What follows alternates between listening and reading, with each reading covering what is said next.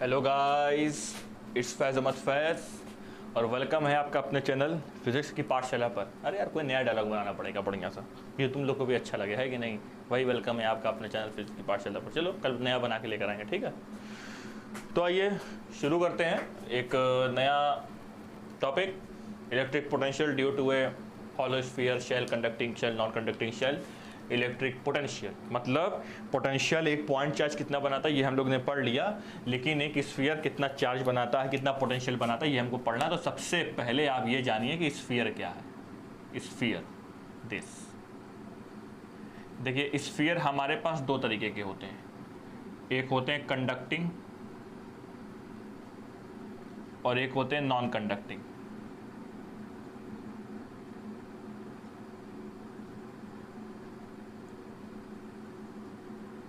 Conducting, non conducting.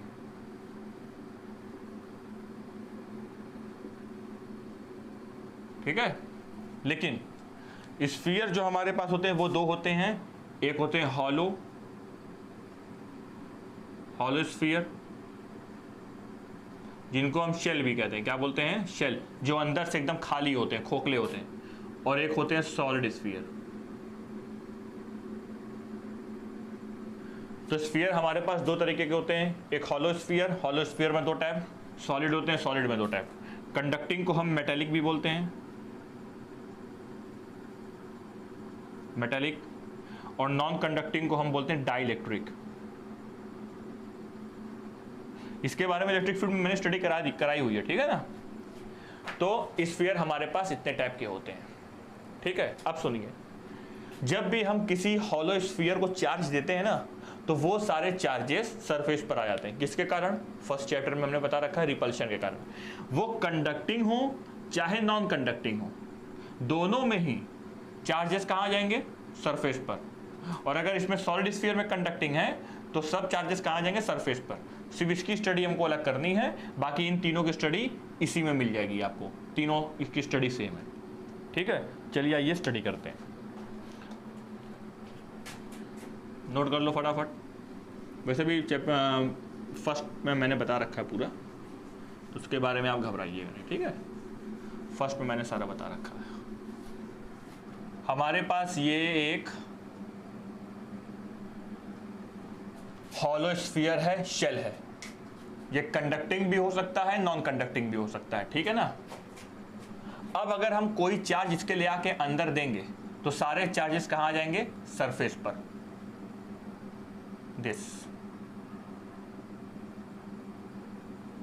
सारे charges surface पर आ जाएंगे। This is centre.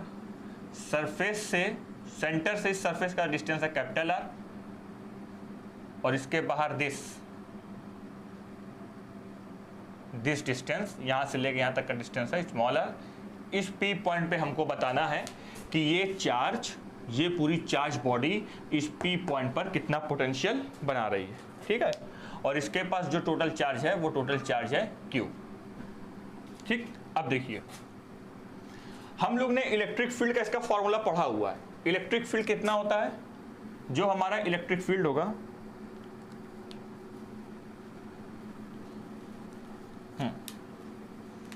जो हमारा इलेक्ट्रिक फील्ड होगा, यहां पे हम बनाते हैं। इलेक्ट्रिक फील्ड कितना होता है? इलेक्ट्रिक फील्ड होता है 1/4πε0। टोटल चार्ज है Q upon total distance small r²।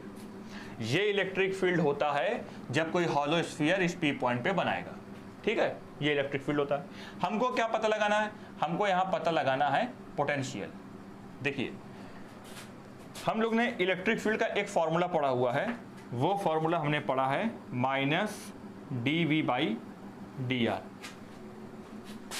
Electric field equal to -dV/dr, हम लोग ने इसके बारे में पढ़ा हुआ है। तो इलेक्ट्रिक फील्ड की जगह मैंने लिखा -dV/dr is equal to this 1/4πε0 capital Q upon small r², ठीक है। अब सुनिए,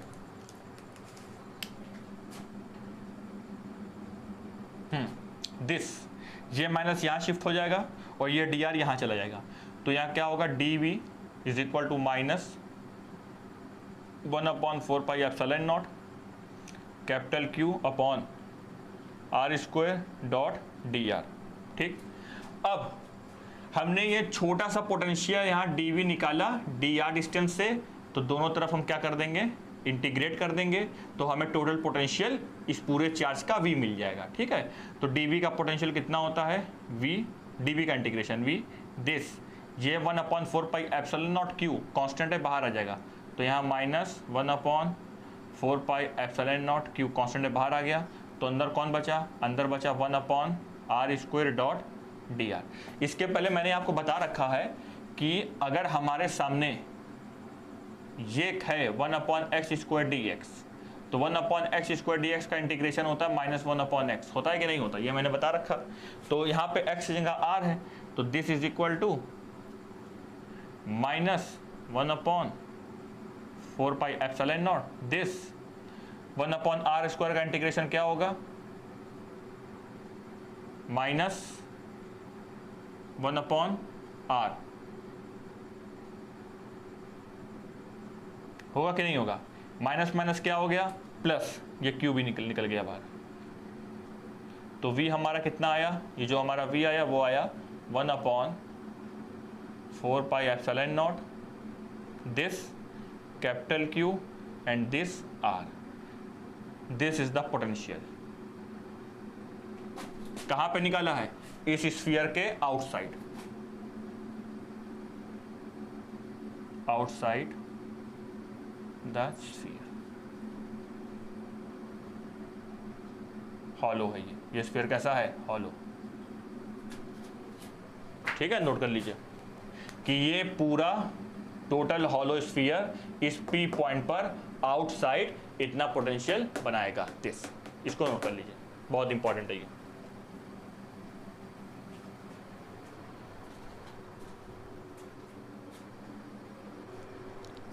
ठीक है,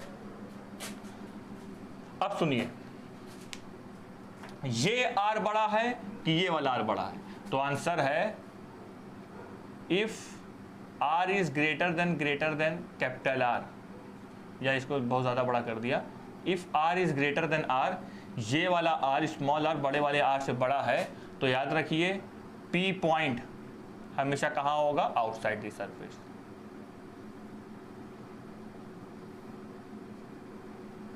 दिस, तो अगर स्मॉल r कैपिटल R से बड़ा है, तो ये सिंबल हमको दिखाता है कि P पॉइंट हमेशा आउटसाइड द सरफेस होगा। ठीक है, अब सुनो, इस टेस्ट चार्ज को हमने पकड़ा और उठाकर यहां लेके आए, तो R क्या हो गया, कम, यहां लेके आए R क्या हो गया, कम, यहां लेके आए R क्या हो गया, कम। जैसे जैसे R डिक्रीज हो रहा है वैसे वैसे इसका पोटेंशियल इंक्रीज हो रहा है, और इसको लाकर हमने यहां रख दिया, this. So second case, if R equal to capital R, अगर इस स्मॉल r को इस कैपिटल R के बराबर कर दें, इसको लाके यहीं रख दें, तो इसका सिंबल का मतलब होता है ऑन द सरफेस। क्या होता है, ऑन द सरफेस। तो हमारा पोटेंशियल कितना होगा, हमारा जो पोटेंशियल होगा वो होगा 1/4πε0, this and this is capital Q, और R स्मॉलर किसके इक्वल है, कैपिटल R के, दिस। ये वाला पोटेंशियल हमारा होगा ऑन दी सरफेस। अब सुनिए, स्मॉल r बड़ा है कि कैपिटल R बड़ा है, तो आंसर है स्मॉल r बड़ा है। देखो यहां से लेके यहां तक ये वाला r बड़ा है, और यहां से लेके यहां तक ये वाला r छोटा है। तो अगर स्मॉल r बड़ा है तो पोटेंशियल कम होगा, और ये कैपिटल वाला r छोटा है तो ये पोटेंशियल ज्यादा होगा। तो याद रखिए पोटेंशियल मैक्सिमम कहां होगा, on the surface, maximum potential.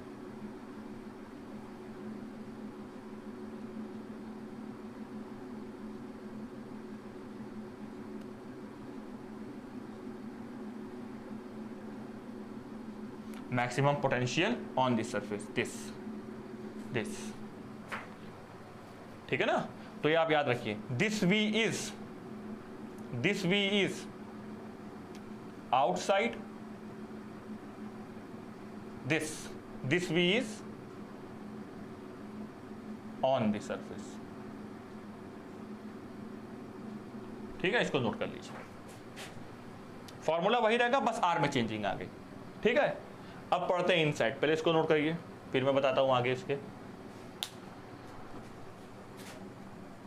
तो कुछ नहीं है, अगर आपको इसका इलेक्ट्रिक फील्ड का फॉर्मूला पता होगा और इलेक्ट्रिक फील्ड और पोटेंशियल का ये रिलेशन पता होगा तो बस आगे मैथमेटिक्स है और आगे कुछ है ही नहीं। अब सुनिए इनसाइड पोटेंशियल कितना होगा।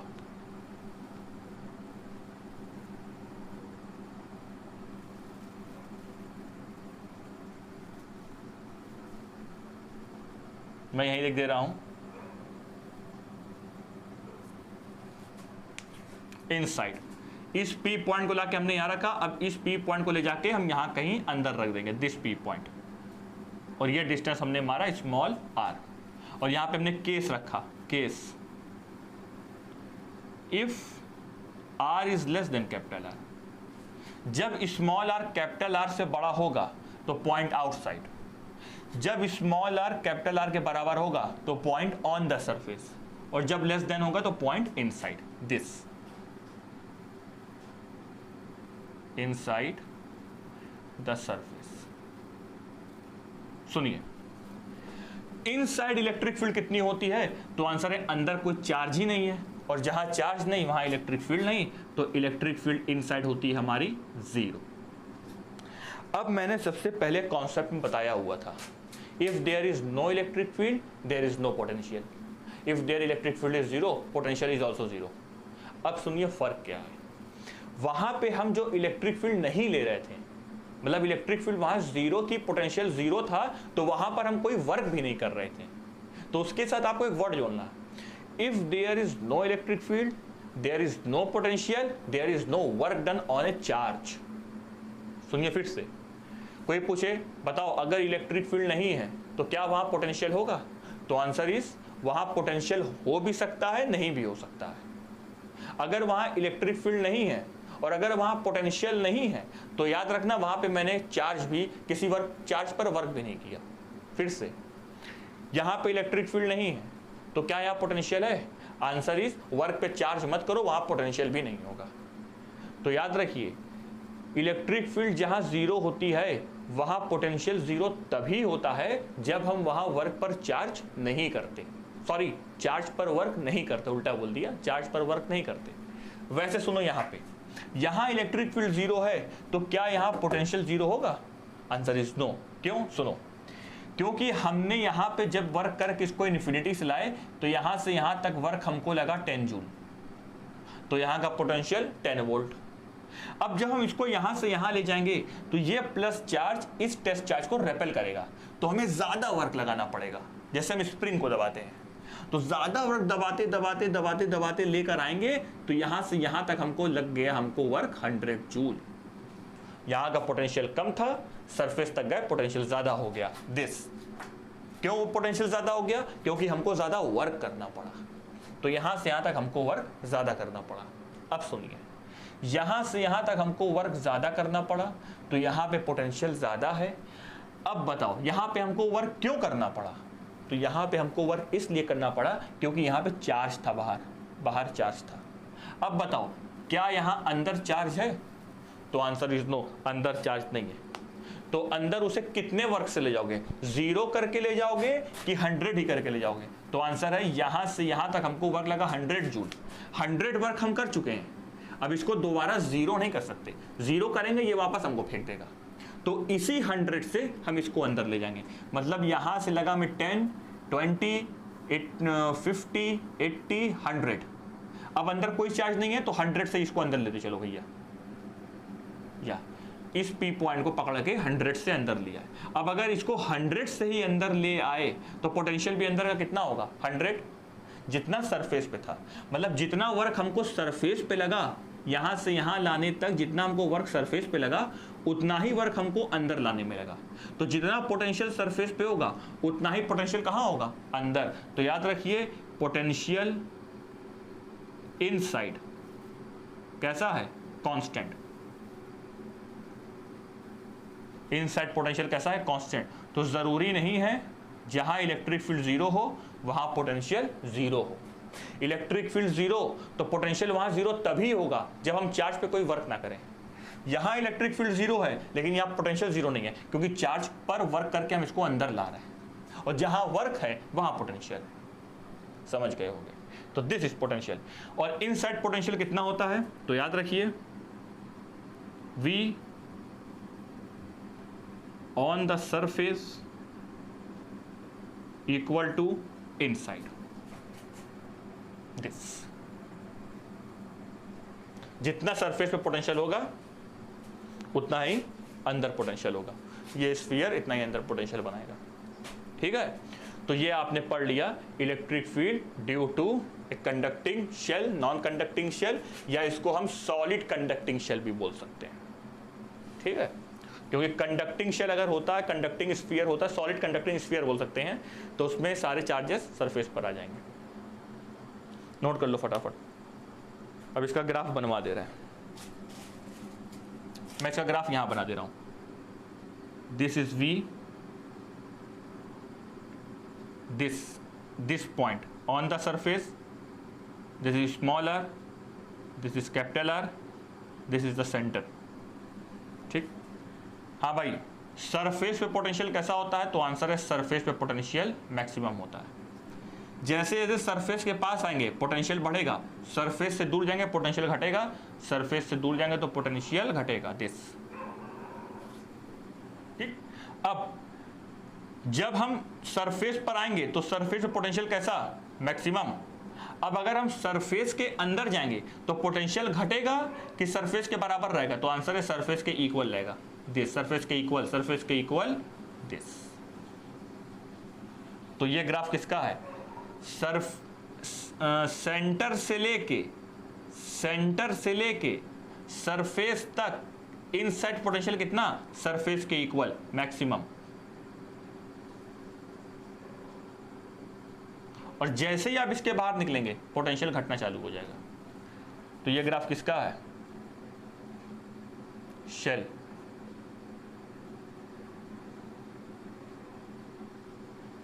कंडक्टिंग। नोट कर लो भैया।